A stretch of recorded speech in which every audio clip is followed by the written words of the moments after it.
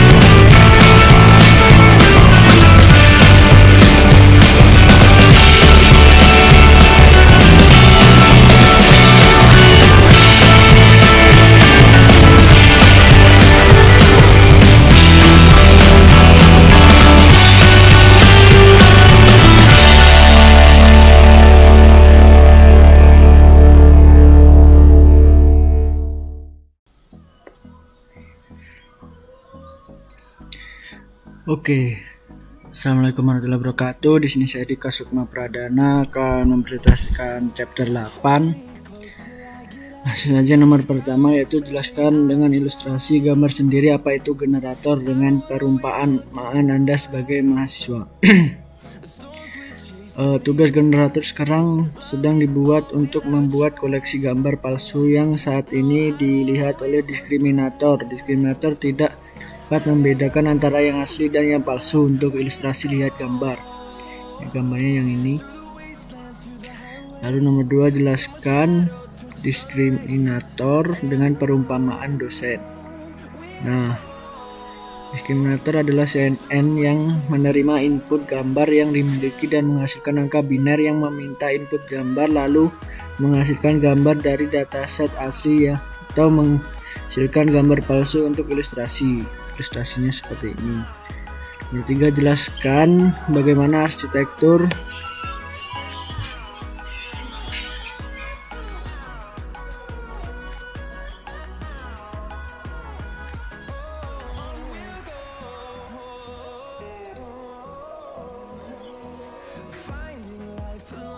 Di nomor 3, yaitu arsitektur generator dibuat bisa dijelaskan pada gambar ini. Yang keempat, yaitu arsitektur diskriminator seperti ini. Lalu jelaskan dengan ilustrasi apa itu latent space. Latent space bisa dijelaskan di gambar berikut, yaitu kursi cuma berbahan kayu cuma berbeda hasil dan jenisnya. Jelaskan dengan ilustrasi apa itu adversarial play. Adversarial play dapat dijelaskan gambar berikut. Itu dari seperti ini.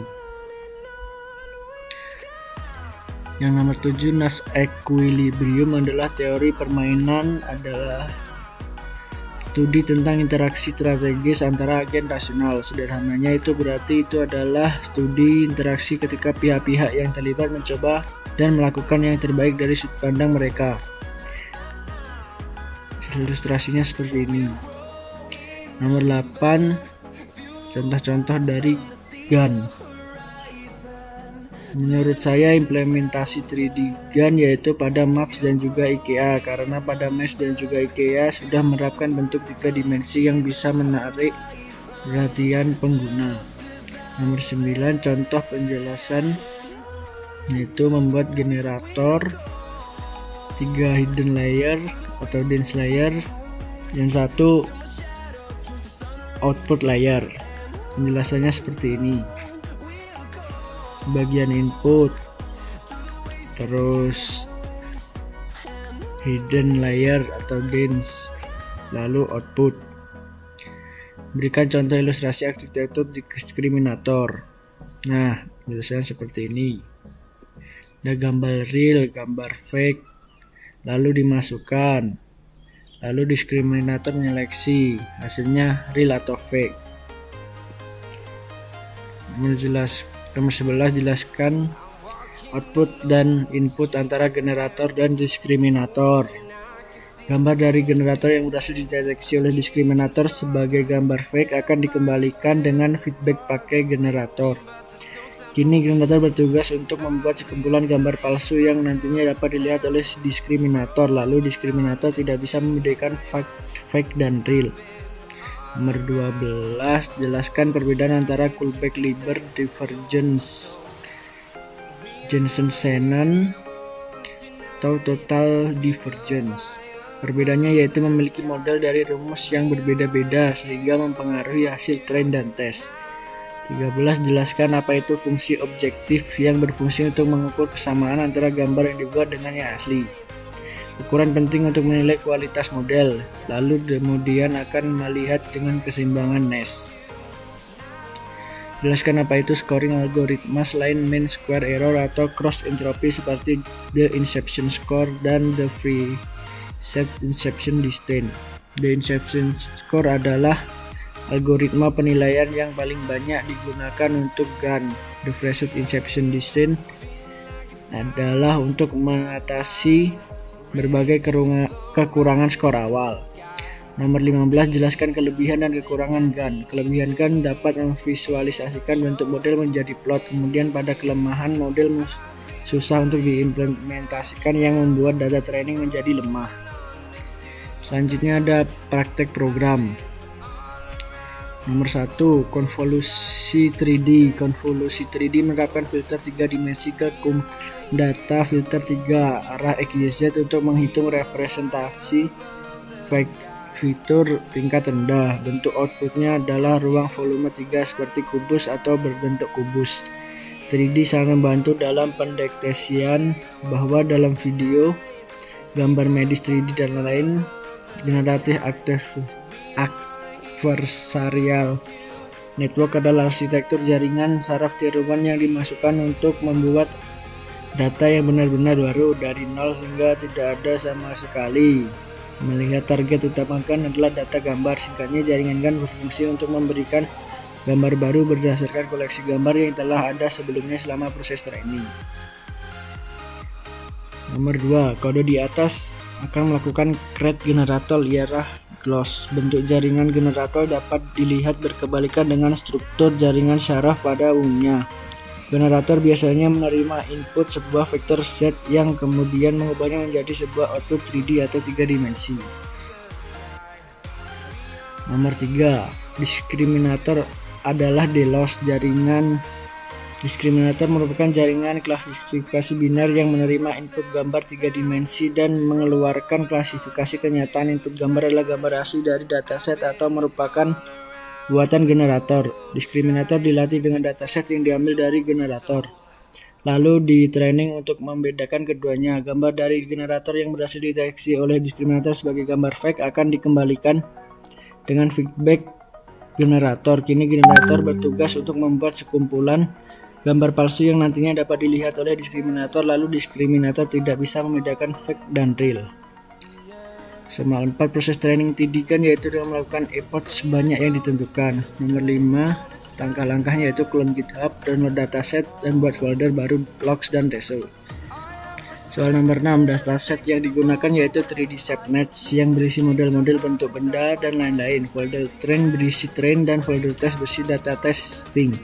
Dan semua data tersebut disimpan dalam folder volumetric data. Soal 7, volume pixel atau voxel adalah titik di dalam ruang 3 dimensi. Sebuah voxel mendefinisikan posisi dengan 3 koordinat dalam arah X, Y, dan Z. Kemudian voxel adalah unit dasar untuk mewakili gambar 3D. Untuk gambarnya ialah sebagai berikut.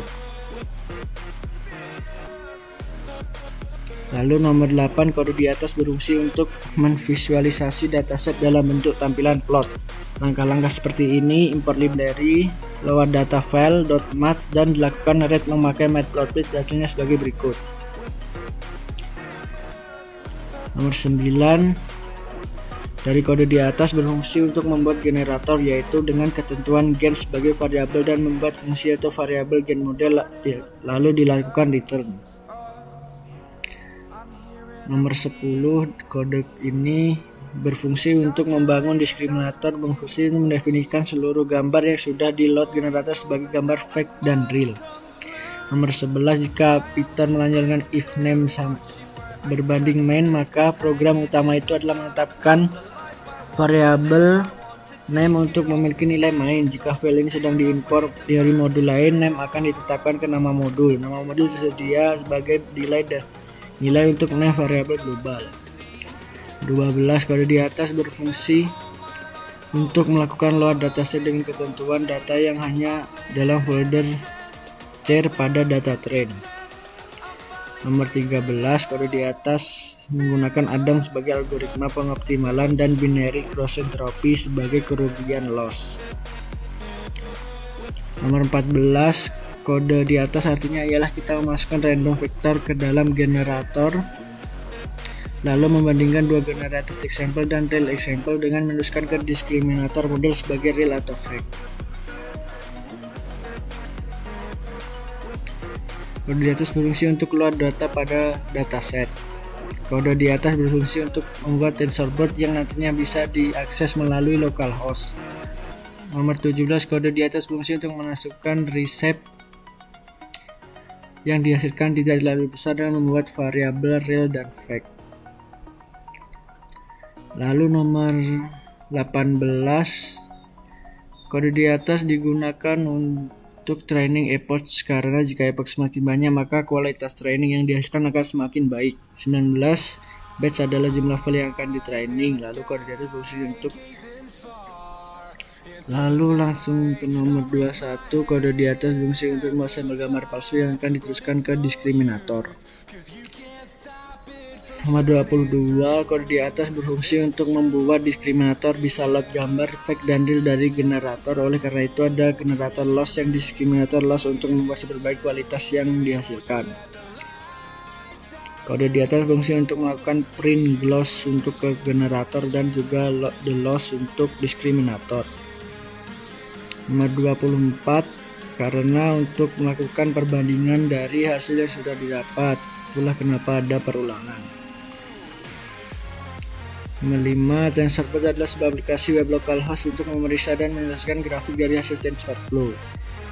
File H5 adalah file yang disimpan dalam format hierarki HDF. Ini berisi array. Ini adalah tahap akhir untuk melakukan testing dari model telah dibuat dengan model untuk create sebelumnya, yaitu generator dan diskriminator untuk ilustrasi sebagai gambar berikut.